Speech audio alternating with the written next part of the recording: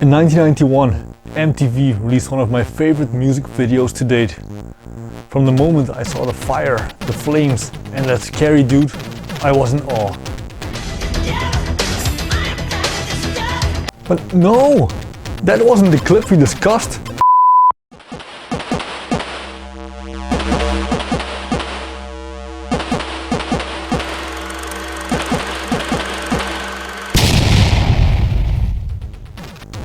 By the summer of that year, the biggest hype campaign I ever witnessed was about to start.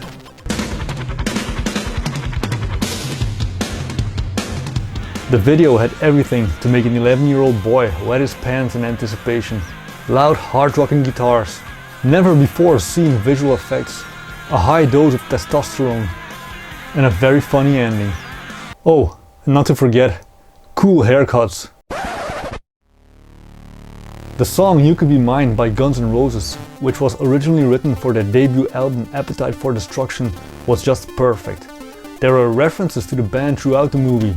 And all of this in combination with the T-800 human tissue teaser, and there was no stopping now. This was gonna be the best movie ever. And turns out I was right. I saw the movie in theaters at the age of 11 and I was completely blown away. And when I saw John Connor hack an ATM machine with an Atari, I was in heaven. And now, almost 30 years later, I still feel the same. A computer game was bound to happen, but before the home computer version came into my life, I was subjected to another type of Terminator game. And just as with the movie, I could not believe my eyes. The digitized graphics, the speech. It was such a cool game to play with a friend. Just grab the gun and blow everything to bits. I spent many quarters on this one, and the game was converted to almost any system imaginable. The PC, the Amiga, the Super Nintendo, even a Game Boy version. But the ST?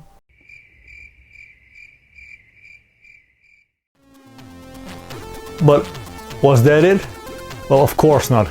It's a movie license, so Ocean to the rescue, right? They released Terminator 2 Judgment Day in 1991.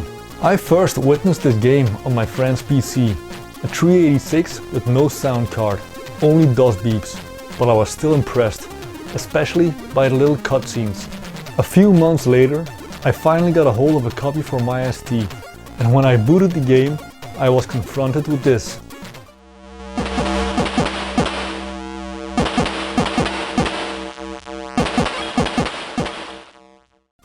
And I gotta tell you, my jaw dropped to the floor. This was not on my friend's PC version. I was 11 years old and I was so proud to be an ST owner. This is an Ocean game, so graphics are good and sound is decent. But gameplay? Not so much. As is the case with many movie-based games, each level in Terminator 2 follows a scene from the movie. And there are 8 levels to enjoy, I guess. The first one is based on the fight between the T-800 and the T-1000 at the Galleria. Get down! This level is a one-on-one beat-em-up. You can not only fight with your bare hands, but you also have a limited amount of bullets to shoot your opponent. Just don't be expecting a Mortal Kombat game here. Next up, the game is turned in a sort of top-down racer. You are chased by a truck and have to avoid obstacles on the road. A fun level, and this is of course a depiction of the infamous truck chase scene from the movie. Level 3 is the obligatory puzzle level. You get 80 seconds to solve a puzzle. If you finish the puzzle, you can restore your health to the maximum.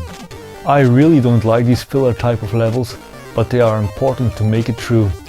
Level 4 is another fight with the T-1000, but this time in the mental institution.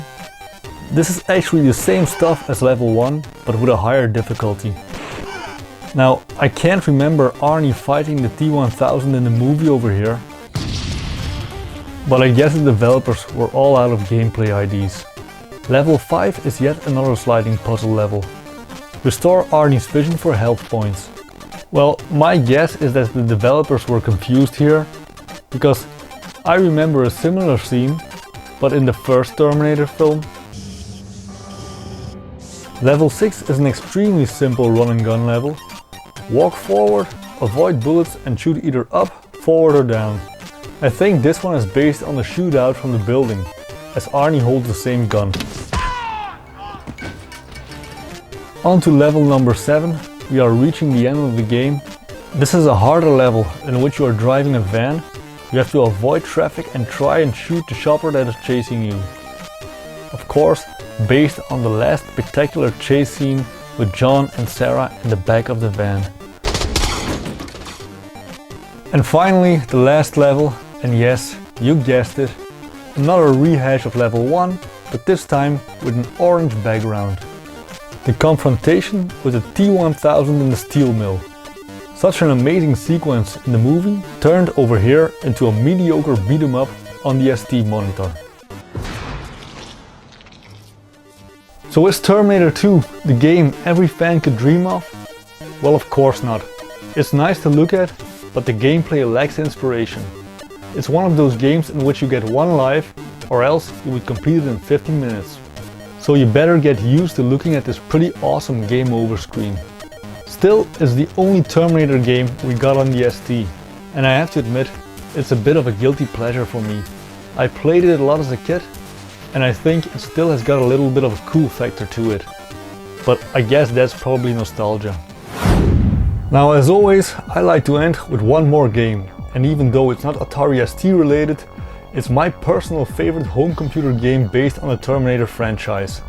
The game I'm talking about is called Terminator Future Shock. This game, released by Bethesda Software in 1995, was the first shooter I played using the mouse. It was the first free look game for me, and it just oozes Terminator atmosphere. This game is highly recommended. Well, that's it.